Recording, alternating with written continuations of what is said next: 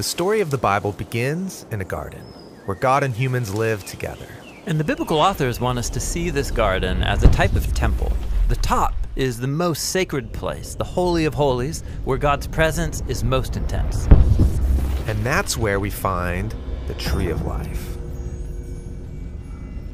So, what's this tree all about? Well, it represents God's own life and creative power that is made available to others. In fact, God's first command is that humans eat from all of the trees, including this one. So you're ingesting God's own life. That sounds intense. Yeah, this meal transforms the one who eats it. Or in the words of the story, it leads to eternal life. Okay, but on the way to the tree of life, the humans have to pass by another tree called the tree of knowing good and bad. And God says that eating from this tree will kill you. How does it do that? Well, it represents taking the authority to do what is good in your own eyes. And when humans do that, it leads to broken relationships, violence, and death. And so here's the thing. Both trees look beautiful, but one of them is a false tree of life. And the humans take from this false tree of life. And they're exiled from the garden for good. Which raises the question, can anyone ever get back to the tree of life? Well, later on in the story, we meet a man named Moses, and he encounters God in a desert tree on top of a mountain. Oh, you mean the burning bush, where Moses is told that he's standing on holy ground. Yeah, it's a plant on a mountain radiating with God's life and power, just like the tree of life. And God tells Moses, bring your people up to this mountain so we can form a partnership. And this partnership will force them to make a choice. Will they follow gods of their own making, or receive life from the true God? And in this story, they give their allegiance to an idol. And it's just the first of many.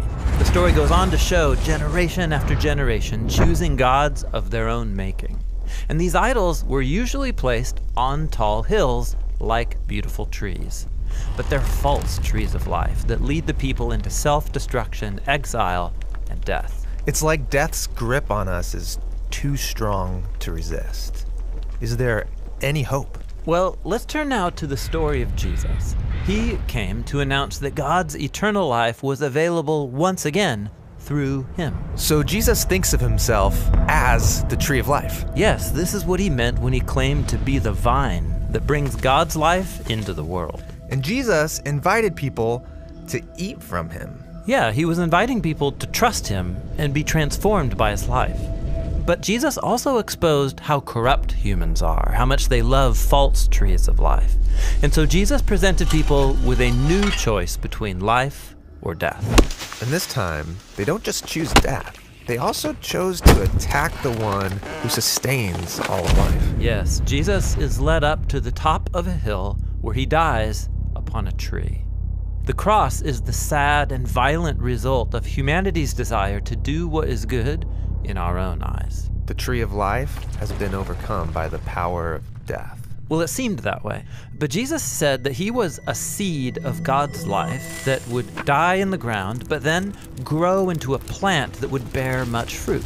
So to defeat death, Jesus went through it. And now, this new tree of life stands before us all.